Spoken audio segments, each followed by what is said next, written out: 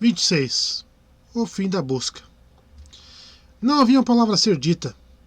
Os ecos do disparo percorreram os aposentos externos e penetraram as câmaras inferiores até virarem um sussurro rouco e moribundo. Antes de se extinguirem, abafaram o clamor agudo do desintegrador de Baita ao cair no chão, tamparam o grito cortante de Magnífico, afogaram o rugido desarticulado de Thoran. Fez-se um silêncio de agonia. A cabeça de Baita estava baixada na escuridão. Uma gota se iluminou ao cair no chão. Baita jamais havia chorado desde a infância. Os músculos de Thoran quase estalaram com seus espasmos, mas ele não relaxou. Sentia como se nunca mais fosse destrincar os dentes novamente. O rosto de Magnífico era uma máscara desvanecida e sem vida. Finalmente, por entre dentes ainda apertados, Thoran deixou escapar uma voz irreconhecível. Então você é uma mulher do mulo. Ele pegou você. Baita levantou a cabeça e sua boca se retorceu com uma ironia dolorida. Eu, mulher do mulo? Que irônico! Ela sorriu com grande esforço e jogou os cabelos para trás. Devagar, a voz voltou ao normal, ou algo próximo disso. Está tudo acabado, Thoran. Agora eu vou falar. Se vou sobreviver, não sei, mas posso começar a falar. A atenção de Thoran havia perdido parte de seu peso e se tornou flácida.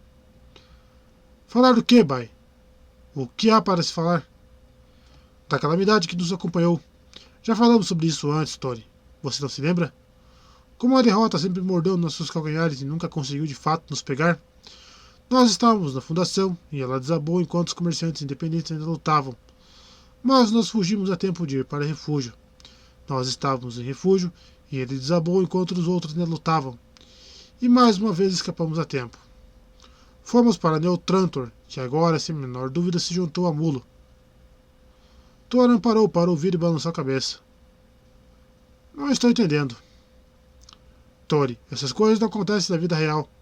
Nós somos pessoas insignificantes, não caímos de um turbilhão político para outro constantemente no espaço de um ano. A menos que levemos o turbilhão conosco. A menos que levemos a fonte da infecção conosco. Agora você entende? Os lábios de Thoran se apertaram, seu olhar se fixou horrivelmente nos restos ensanguentados do que antes fora um humano e seus olhos ficaram enojados. Vamos sair daqui, Bay. Vamos para o céu aberto. Lá fora o céu estava nublado, o vento soprava por entre eles em rajadas fracas e desarrumou os cabelos de Baita. Magnífico havia se esgueirado atrás deles e agora estava ali, meio que flutuando nas bordas da conversa deles. Thoran disse firme. Você matou Eblin Miss porque acreditava que ele era a fonte da infecção? Alguma coisa nos olhos dela o atingiu. Ele murmurou. Ele era um mulo? Ele não podia, não queria acreditar nas implicações de suas próprias palavras. Baita deu um riso agudo. Coitado do Eblin, um mulo? Pela galáxia, não. Eu não poderia tê-lo matado se ele fosse um mulo. Ele teria detectado a emoção acompanhando o movimento e mudado para amor. Devoção, adoração, terror, o que quer que o satisfizesse. Não, eu matei Eblin porque ele não era um mulo. Eu o matei porque ele sabia onde estava a segunda fundação, e em 2 segundos teria contado ao mulo o segredo. Thoran repetiu estupidamente. Teria contado ao mulo. Então emitiu um grito agudo e se virou para olhar horrorizado o palhaço que parecia estar agachado ali, sem a menor ideia do que havia acabado de ouvir. Magnífico? Thoran sussurrou a pergunta. Escute, disse Baita. Você se lembra do que aconteceu em Neutrantor? Ah, pense por si mesmo, Tori. Ele balançou a cabeça e murmurou para ela. Ela continuou cansada. Um homem morreu em Neutrantor. Um homem morreu sem que ninguém tocasse nele. Não é verdade? Magnífico tocou seu Visisonor e quando acabou o príncipe estava morto. Isso não é estranho? Não é bizarro que uma criatura que tem medo de tudo e fica aparentemente indefesa de terror tenha a capacidade de matar à vontade? A música e os efeitos da luz, disse Thoran, tem um profundo efeito emocional. Sim, um efeito emocional. E dos grandes efeitos emocionais, por acaso, são a especialidade do mulo. Isso, suponho, pode ser considerado uma coincidência. E uma criatura que pode matar por sugestão é medonha.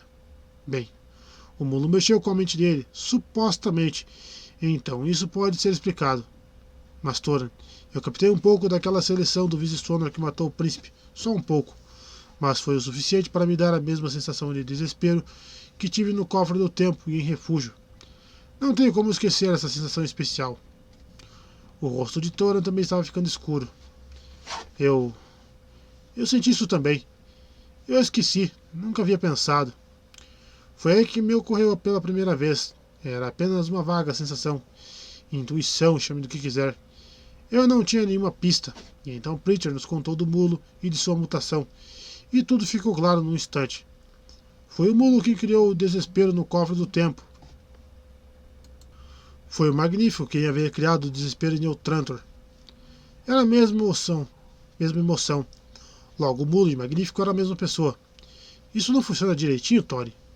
Não é exatamente como um axioma de geometria, quando duas coisas são iguais a uma terceira também são iguais entre si? Ela estava à beira da histeria, mas voltou com esforço à sobriedade por pura força de vontade. Continuou. A descoberta me matou de medo. Se Magnífico era um mulo, ele podia saber minhas intenções, minhas emoções, e curá-las para seus próprios objetivos. Eu ousei não deixá-lo saber. Eu o evitei. Por sorte, ele também me evitou. Estava por demais interessado em Eblin Miss. Planejei matar Miss antes que ele pudesse falar. Planejei tudo em segredo, do modo mais secreto que pude. Tão secreto que não ousava dizer isso nem a mim mesma. Se pudesse ter matado o mulo. Mas não podia me arriscar.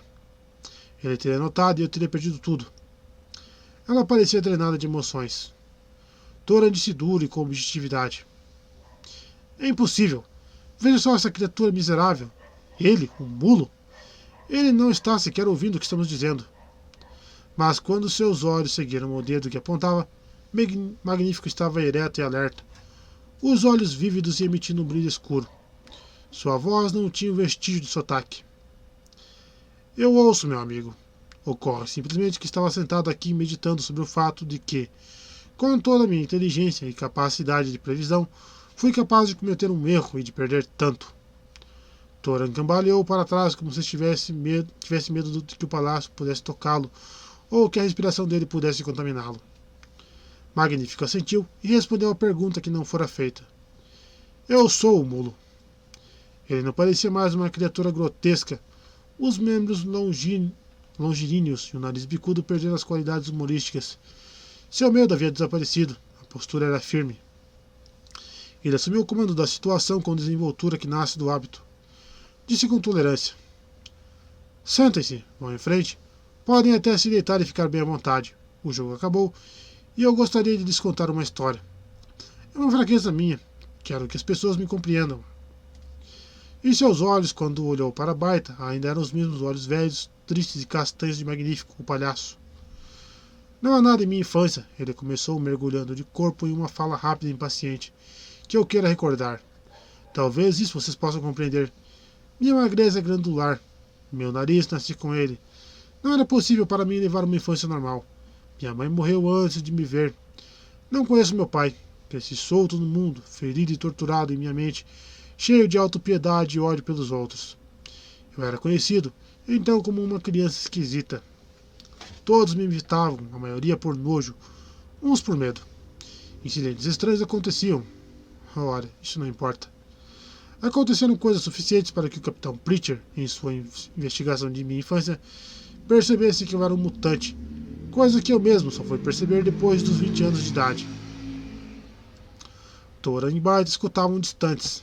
A maré de sua voz quebrava por cima deles, sentados no chão quase sem ser notada. O palhaço, ou o mulo, andava diante deles com passos pequenos, falando para baixo para os próprios braços dobrados. Toda a ideia de meu poder em comum parece ter brotado em mim tão devagar, de forma tão lenta. Mesmo no fim, eu não conseguia crer nisso. Para mim, as mentes dos homens são seletores como ponteiros que indicam a emoção que prevalece naquele instante. É uma imagem pobre, mas de que outra forma eu posso explicar? Lentamente, fui percebendo que eu podia entrar naquelas mentes e girar o ponteiro para o ponto em que desejasse, que eu podia travá-lo ali para sempre. E depois, levei ainda mais tempo para perceber que os outros não conseguiam fazer o mesmo. Mas a consciência do poder veio, e com ela, o desejo de compensar minha posição miserável de minha vida pregressa. Talvez isso vocês possam compreender. Talvez isso vocês possam tentar compreender.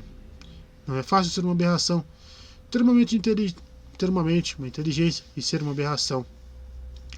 Risos e crueldade, ser diferente, ser um outsider. Vocês nunca passaram por isso. Magnífico olhou para o céu e balançou nos calcanhares, pétreo em suas reminiscências. Mas eu acabei aprendendo e decidi que a galáxia e eu poderíamos jogar um jogo. Ora, eles já tinham tido suas rodadas e eu fora paciente.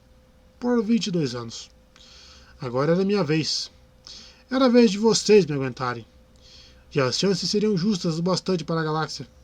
De mim, apenas um. Deles, 4 trilhões. Parou para olhar rapidamente para a baita. Mas eu tinha uma fraqueza. Sozinho não era nada. Se conseguisse poder, isso só poderia acontecer por intermédio de outros. O sucesso vinha a mim por intermediários. Sempre. Era como Preacher disse. Por meio de um pirata, obtive a minha primeira base de operações em um asteroide. Por intermédio de um industrial, consegui minha primeira base em um planeta. Por intermédio de uma série de outros, terminando com o Senhor da Guerra de Calgan, ganhei o próprio Calgan e consegui uma marinha. Depois disso, foi a Fundação. E vocês dois entraram na história. A Fundação, ele disse suavemente, foi a tarefa mais difícil que já enfrentei.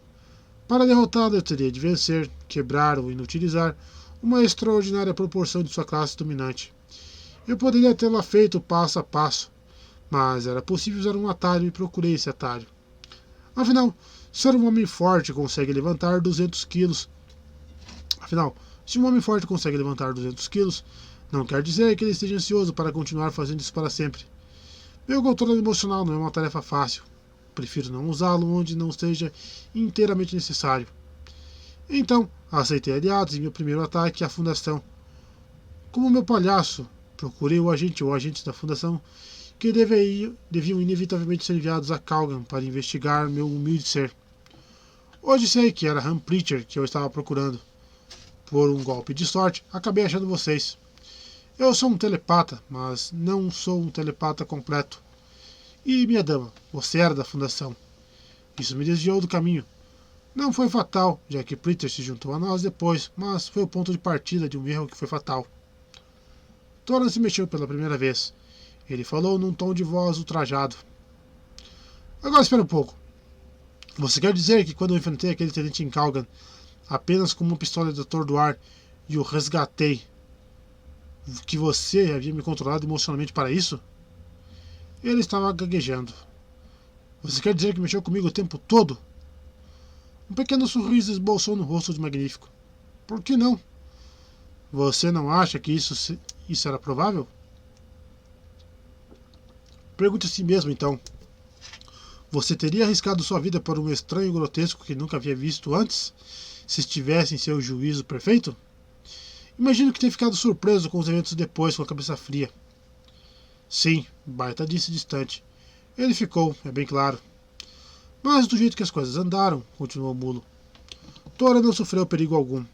O tenente tinha suas próprias instruções estritas de nos deixar partir. Então, nós 13 Preacher fomos para a Fundação, e vimos como minha campanha tomou o corpo instantaneamente. Quando Preacher foi levado à corte marcial e estávamos presentes, eu estava ocupado. Os juízes militares daquele julgamento, mais tarde, comandaram seus esquadrões na guerra. Eles se renderam com muita facilidade e minha marinha ganhou a batalha de Horlegor, além de outras questões menores. Por intermédio de Preacher, conheci o Dr. Miss, que me trouxe um Visisonor inteiramente por vontade própria e simplificou imensamente minha tarefa. Só que não foi inteiramente por vontade própria. Bart interrompeu. Aqueles concertos. Eu estive tentando enganchá-los, agora compreendo. Sim, disse Magnífico. O Visisonor age como um dispositivo de foco. De certa forma, ele já é mesmo um dispositivo primitivo para controle emocional. Com ele posso lidar com pessoas em quantidade e mais intensamente com indivíduos. Os concertos que dei em términos antes de sua queda e em refúgio antes que ele caísse contribuíram para o derrotismo generalizado. Eu podia ter feito o príncipe de Neotranto ficar muito doente sem o Vice-Sona, mas não poderia tê-lo matado. Vocês entendem? Mas foi Eblimis minha descoberta mais importante. Ele poderia ter sido... Magnífico disse isso com desgosto, mas depois apressou. Uma faceta especial no controle emocional que vocês não conhecem. Intuição, insight ou tendência a descobrir pistas. Seja lá como vocês queiram chamar isso, pode ser tratada como emoção. Pelo menos eu posso tratá-la assim. Vocês não estão entendendo, estão? Ele não esperou uma negativa. A mente humana trabalha em um nível baixo de eficiência. 20% é o número normalmente dado. Quando por um momento existe um flash de um poder maior, isso é denominado palpite, insight ou intuição. Descobri cedo que podia induzir um uso contínuo de alta eficiência cerebral. É um processo letal para a pessoa afetada, mas é útil. O depressor de campo nuclear que usei na guerra contra a Fundação foi o resultado de fazer uma alta pressão num técnico de Calgan. Mais uma vez, trabalhei por intermédio de outros. Eblimis foi na mosca. Suas potencialidades eram altas e eu precisava dele. Mesmo antes que minha guerra com a Fundação tivesse começado, já havia enviado delegados para negociar com o Império. Foi nessa época que comecei minha busca pela segunda Fundação. Naturalmente, não a encontrei. Naturalmente, sabia que devia encontrá-la, e Eblimis era a resposta. Com sua mente em alta eficiência, ele poderia ter reproduzido o trabalho de Harry Seldon. Em parte foi o que ele fez. Eu o levei até o limite extremo. O processo foi impiedoso, mas tinha de ser completado. No fim, ele estava morrendo, mas viveu. Mais uma vez a tristeza o interrompeu. Ele teria vivido bastante. Juntos, nós três poderíamos ter ido em frente até a segunda Fundação. Teria sido a última batalha. A não ser por um erro meu. Thorin conseguiu levantar a voz rouca. Por que você está estendendo tanto isso? Por que você está estendendo tanto isso? Qual foi o seu erro? E... acabe logo o seu discurso. Ora, sua mulher foi o erro. Sua esposa era uma pessoa incomum. Eu nunca havia encontrado ninguém como ela em minha vida. Subitamente a voz de Magnífico parou. Ele custou muito a se recuperar. Continuou com a voz marga. Ela gostou de mim sem que eu precisasse ter mexido com as emoções dela. Ela não se sentiu repelida e nem se divertiu às minhas custas. Ela gostou de mim. Não entendem? Não conseguem ver o que isso significava para mim? Nunca antes alguém havia... Bem, eu gostei disso. Minhas próprias emoções me traíram, embora fosse senhor de todas as outras. Fiquei fora da mente dela, entendem? Não mexi com ela. Eu gostava demais da sensação natural. Foi meu erro. O primeiro. Você, Thorin, estava sob controle. Nunca suspeitou de mim. Nunca me questionou. Nunca viu nada de peculiar ou estranho a meu respeito. Como, por exemplo, quando a nave Filiana nos disparou. Eles sabiam nossa localização, a propósito, porque eu estava em comunicação com eles, assim como permaneci em comunicação com os meus generais o tempo todo. Quando eles estiveram, foi levado a bordo para ajustar Han Preacher, que estava ali como prisioneiro. Quando parti, ele era coronel, um homem do muro no comando. Todo o procedimento foi aberto demais, até mesmo para você, Thorin. Mas você aceitou minha explicação do assunto que estava cheio de falácias. Entende o que eu digo? Thorin deu um sorriso amargo e o desafiou. Como você conseguiu conservar as comunicações com seus generais? Não tive dificuldade para isso. Transmissores de hiperonda são fáceis de lidar e eminentemente portáteis. Tampouco eu poderia ser detectado de maneira real. Qualquer um que me pegasse no ato ficaria com uma fatia menos de sua memória. Já aconteceu antes. Em Neotrantor, minhas próprias emoções me traíram novamente. Baita não estava sob meu controle, mas mesmo assim jamais teria suspeitado de mim se eu tivesse mantido a cabeça fria em relação ao príncipe. As intenções dele para com Baita me irritaram. Eu o matei. Foi um gesto tolo. Uma simples fuga teria servido. E ainda sua suspeita não teriam sido certezas se eu tivesse detido Preacher em seu balbuciar bem intencionado ou prestado menos atenção a Miss e mais a você. Deu de ombros. Acabou? Perguntou Baita. Acabei. E agora? Vou continuar com o meu programa. Duvido muito que encontre alguém tão bem treinado e inteligente quanto o Ebrimis nesses dias degenerados. Terei de buscar a segunda fundação de outro jeito. De certa forma você me derrotou. Agora Baita está. Agora Baita está em pé, triunfante. De certa forma? Somente de certa forma? Nós derrotamos você totalmente. Todas as suas vitórias fora da fundação não valem de nada, já que a galáxia é o único vácuo de barbárie agora. Já que a galáxia é um vácuo de barbárie agora. A fundação, propriamente dita, é apenas uma pequena vitória, já que ela não foi criada para impedir uma crise do seu tipo. É a segunda fundação que você deve derrubar. A segunda fundação. E é a segunda fundação que irá derrotá-lo. Sua única chance era localizá-la e derrotá-la antes que ela estivesse preparada. Mas você não fará isso agora. A cada minuto de agora em diante, eles estarão cada vez mais prontos para você. Neste momento, neste exato momento, o maquinário já pode ter começado a funcionar. Você saberá quando atingir seu curto intervalo de poder ter acabado, e você será apenas mais um conquistador barato, cujo governo não terá passado de um relâmpago no rosto ensanguentado da história. Ela estava respirando com dificuldade, quase perdendo o fôlego de tanta veemência. E nós derrotamos você, Toran e eu. E estou satisfeito em morrer. Mas os olhos castanhos e tristes do mulo eram olhos castanhos, tristes e amorosos e magníficos. Eu não a matarei, nem a seu marido. Afinal de contas, é impossível que me firam mais e matá-los não trará Ebrimis de volta. Meus erros foram só meus e assumo a responsabilidade por eles. Você e seu marido podem partir. Vão em paz, pelo que chamo de amizade. Então, com um toque súbito de orgulho. E enquanto isso, ainda sou o Mulo, o homem mais poderoso da galáxia, e ainda derrotarei a segunda fundação. E Barta disparou sua última flechada com uma certeza firme e calma. Não vai. Eu ainda tenho a fé na sabedoria de Seldon. Você será o último governante de sua dinastia, bem como o primeiro. Alguma coisa atingiu o Magnífico. De minha dinastia? Sim, eu já havia pensado nisso com frequência. Que poderia estabelecer uma dinastia, que poderia ter uma consorte adequada. Baita subitamente compreendeu o significado da expressão nos olhos dele e ficou paralisado de horror. Magnífico balançou a cabeça. Eu sinto sua repulsa, mas isso é uma bobagem. Se as coisas fossem diferentes, poderia fazê-la feliz com muita facilidade. Seria um êxtase artificial, mas não haveria diferença entre ele e a emoção genuína. Mas as coisas não são diferentes. Eu me chamo Mulo, não por causa da minha força, obviamente. Ele os deixou, sem jamais olhar para trás. E com isso a gente termina agora o segundo livro da